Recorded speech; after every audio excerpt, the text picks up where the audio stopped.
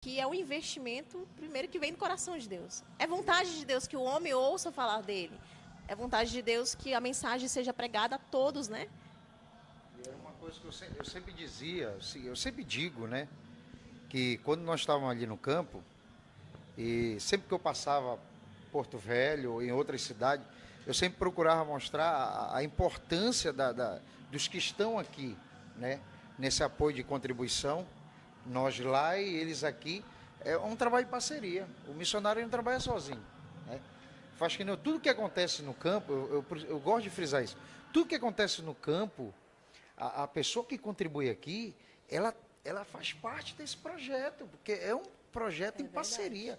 Eu sempre frisei muito isso. Disse, irmão, nós estamos lá, mas vocês estão aqui, na contribuição de vocês, vocês estão fazendo parte conosco lá, nesse projeto, que é um projeto de ganhar vidas para o reino. Exatamente. É aquela questão, né? A pessoa não tem a chamada de ir, mas ela vai, né, com a contribuição dela, ou a oração e a oração dela, né? Não tem fronteiras, não tem limites, né? Quando a gente semeia, quando a gente ora. Irmão Laemson falou importante, né? Como a gente frisou aqui, o pastor Laemson é missionário, né? Foi missionário e ele sabe então da necessidade, Isso. né? Esse anelo que tem, né? Esse lá e cá, é muito bom a igreja ficar sabendo, né? Enquanto o missionário está lá no campo, ele está transmitindo a visão da igreja que o enviou, né? E através do trabalho dele lá, nós aqui precisamos saber, como sabemos na época, né? Também a Gele ficou 7 anos na Venezuela, ficou 9 anos na Venezuela, missionário Laermes, e então a igreja ficou sabendo, por isso que o processo missionário está sempre ampliando, crescendo, porque a igreja vê o resultado da irmã Salete, do trabalho do missionário. Estão trabalhando, estão continuando. Não é apenas só colher a oferta aqui, não. Existe um trabalho por trás disso, uma secretaria, cobrança de relatórios, né? Agora estou cobrando vídeos. Faça um vídeo aí do trabalho que você faz lá no campo, né? Um vídeo, isso é muito importante. O missionário, o pastor Marcos Antônio Alves, que está lá no Piauí, ele fez um vídeo muito interessante. Ele falou, olha gente, eu estou aqui, eu não tenho água, aqui eu estou pegando água aqui, ó, da chuva, né? É difícil, mas eu estou aqui muito alegre que a minha esposa está me filmando e sorrindo. Então isso é muito bom. Né, irmã Celeste? Elane? Certo, pastor. Falamos aí um pouquinho da importância da contribuição, né? E a gente tem que entender que realmente não tem como fazer missão sem ter um investimento financeiro, né? A gente até entende também porque o missionário ele tem que se alimentar, ele tem que se vestir, ele tem a Isso. saúde, ele tem família, ele tem filhos, né? E tem suas necessidades como eu, você, o senhor, todos nós Acrescentando, Elane, é um projeto de vida. temos. Tá? Todo mundo escolhe um projeto de vida. E o missionário, quando ele passa a estar nesse projeto de vida, a igreja, que tem a visão de enviar e cuidar, tem que entender isso. Então, ele vai para o campo. Qual é o projeto que a secretaria tem? 3 anos no campo e 3 meses de férias. Se esses 3 meses, esses 4 anos que ele passa lá, né, cumpriu a missão dele, amém. Como já aconteceu casos, na verdade, cumpriu a missão, amém. Mas ele nunca deixará de ser missionário. Né? Eu me lembro, no ano de 98, eu fiquei lá na Bolívia quase 1 ano. Né? Voltei para cá, para o Brasil. Então, estou aqui exercendo as minhas funções eclesiásticas, né? Ministeriais. Pastor Hermes ficou um tempo lá. A Gele, estudamos juntos, né, Gele? Lá no Rio de Janeiro, na EMAD, fizemos o curso de missiologia. E lá no Rio de Janeiro, ficamos aquele ano lá trabalhando, subindo o morro, evangelizando. Foi uma grande experiência que Deus nos deu. E a igreja de Porto Velho manteve a gente. Né? Os mais antigos aí se lembram disso. Que a EMAD, depois a gente vai tocar nesse assunto, a Escola de Missões do Brasil, tem um projeto, e a Assembleia de Porto Velho, ela está inserida nesse processo. Todos os anos envia um candidato solteiro. Nesse ano foi uma família toda. Foi um presbítero, Eliezer, e a sua esposa e os filhos estão lá sendo mantidos por Porto Velho. Né? Mas a igreja, pastor Josué, que é o pai dele, lá aqui no interior. É verdade. Então, no caso, não é 130 missionários, né? São 130 famílias. Né? Porque então, se o filho dele ficar doente lá, e aí? É verdade. Tem que trazer para Porto Velho. Aí a igreja tem que ter estrutura para trazê-los, né, imediatamente. Né? Certo. No caso a gente ficou na Venezuela, na época lá teve umas crises por lá, né, dos conflitos, teve um acidente. Né? O Laércio também vivenciou aquelas crises lá, os conflitos que teve. A igreja tem que ter estrutura para isso. É verdade.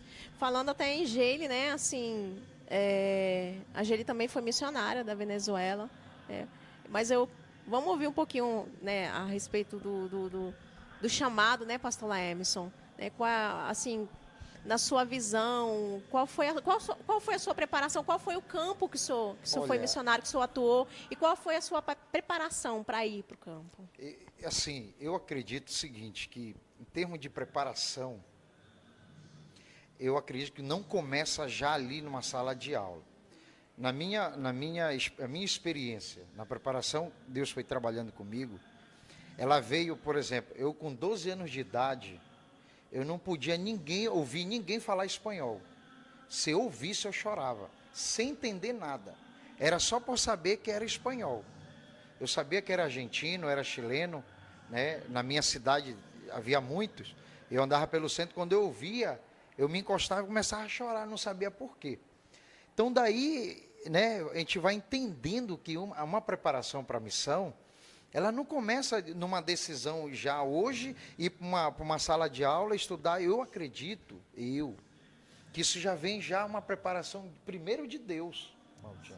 Deus trabalhando, Aí o que aconteceu? Eu comecei a frequentar congressos de missões. O meu primeiro congresso de missões na minha cidade, né, que foi ali próximo a Belém, um congresso que houve, eu me lembro, o pastor Luiz Antônio, saudoso pastor, ministrando. Foi ali eu me derramei, eu chorava. Eu olhava para os amigos meus, veio comigo, eles tudo chorando. E eu dizia, eu me lembro, depois dele, no outro dia de manhã, veio o pastor Marco Feliciano, que era diácono ainda pregando. Ele falou uma mensagem missionária que tocou muito na gente também. Então, eu acredito que essa chamada tem a específica que Deus ele falou comigo. Eu vou chegar lá, né? Tem a específica. Mas eu acredito que isso vem numa preparação, né? Eu não podia ouvir falar que vinha um missionário na igreja, que eu já tinha aquele sentimento de choro. É incrível isso. É uma coisa, experiência minha, tá entendendo? A gente acredita que, acho que cada chamada, né?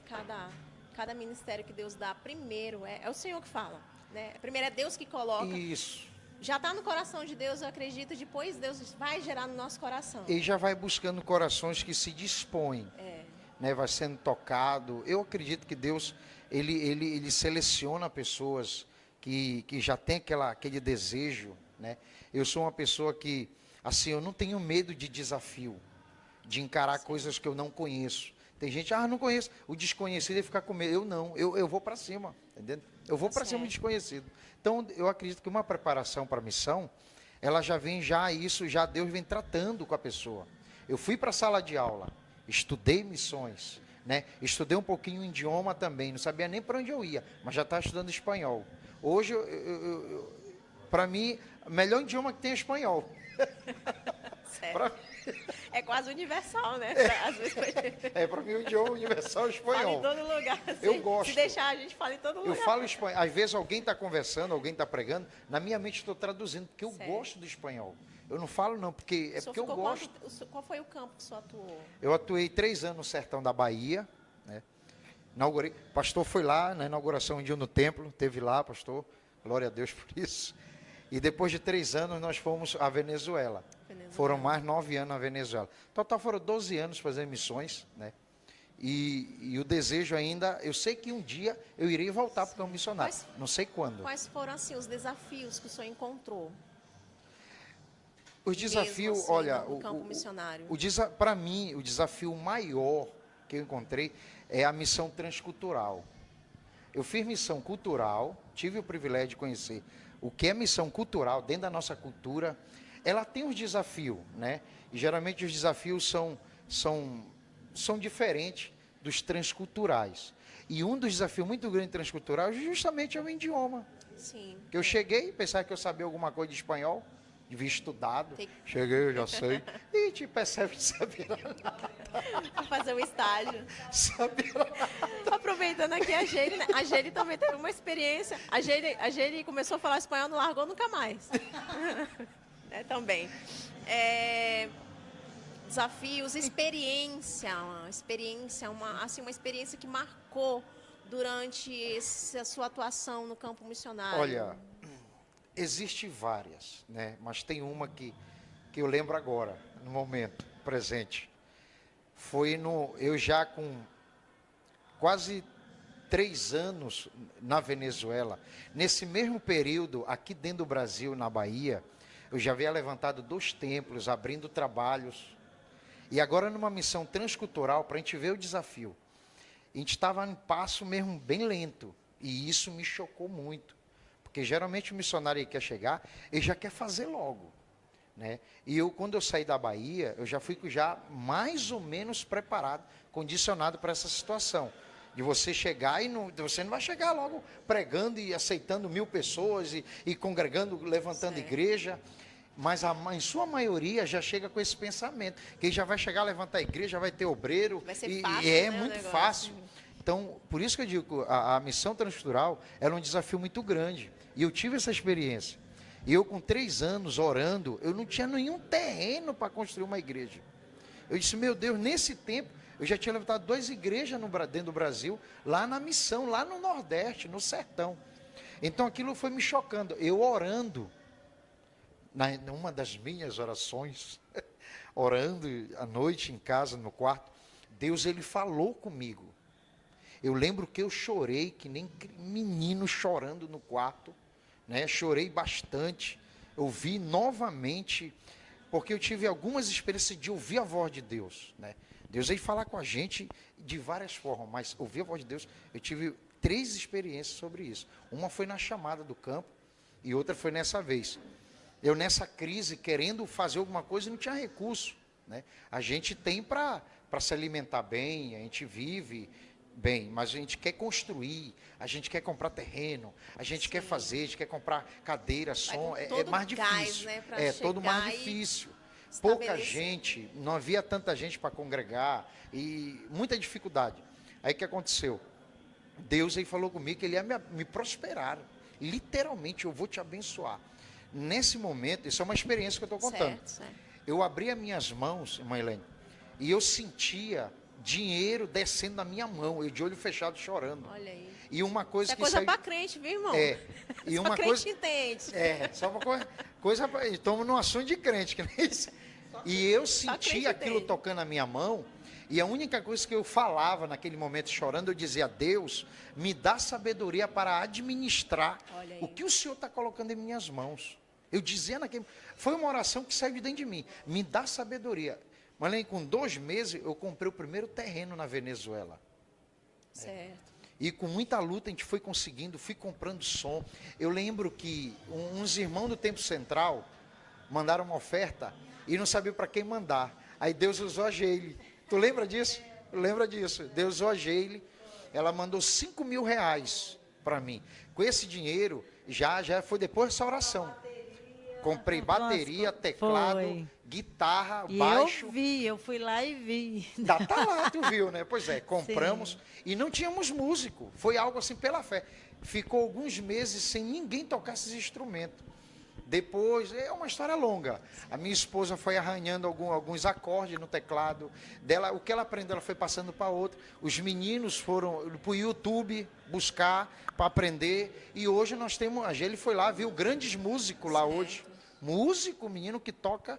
E quem toca violão lá, toca o baixo, toca o teclado e toca a bateria. Que foi uma coisa que eu ensinei eles. Porque se um faltar, um cobre o outro. Um cobre o outro, foi. É o então, essa foi uma experiência, como é que Deus ele cuida de nós. Verdade. Por isso Deus, que garante, esse cuidado, né, de a gente ir para onde Deus quer que nós vamos, nós devemos ter esse cuidado como missionário. Que ele cuida. A gente entende que qualquer vocação, qualquer chamada que Deus, né, tem, ele sendo cuida. Missão, sendo outra chamada, a gente tem que ter convicção, né? Porque é só assim a gente sabe que vai na direção de Deus e vai dar certo. Né? Deus vai garantir. O pastor Fabrício aqui está um pouquinho, né? O pastor tem que aqui continuar o congresso de missão, mas antes do pastor Fabrício, né, ter que se retirar, pessoal, eu queria pedir para o pastor Fabrício falasse um pouquinho, pastor, dos segmentos que a Semadvel ela tem de preparar, entendeu? Os missionários. E aí no finalzinho eu queria que o senhor desse aquela palavra aos telespectadores, os internautas, sobre né, a contribuição, sobre o investimento, né, dá aquele convite assim amigo mesmo. Se eu esquecer alguma Só coisa, o senhor sabe. se eu esquecer alguma coisa, tu me lembra. Meus irmãos, a Secretaria de Missões, graças a Deus, hoje,